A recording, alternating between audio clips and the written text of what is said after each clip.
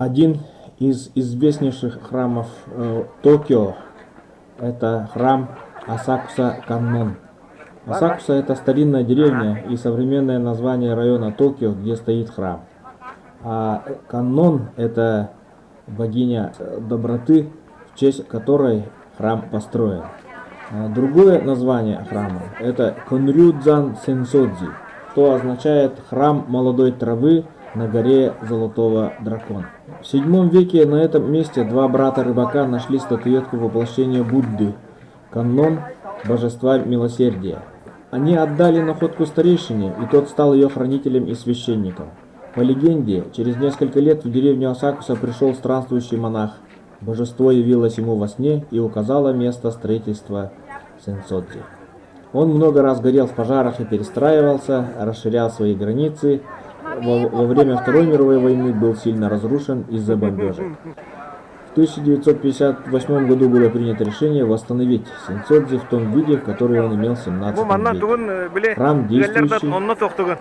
Сюда приезжает до 30 миллионов паломников и туристов из Японии и со всего мира.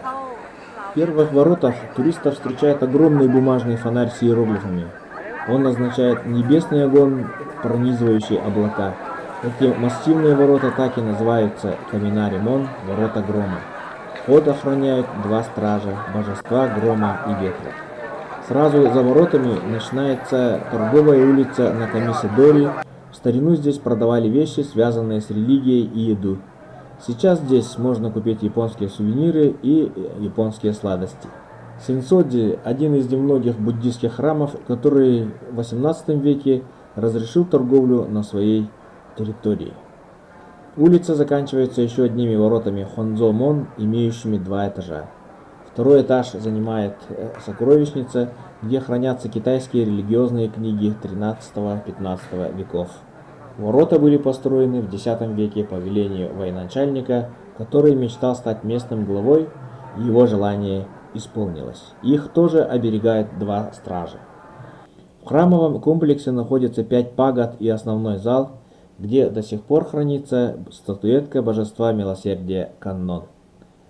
Прежде чем приступить к молитве, необходимо вымыть руки, прополоскать рот водой и пройти окуривание у огромных размеров кадильницы, стоящей в центре зала.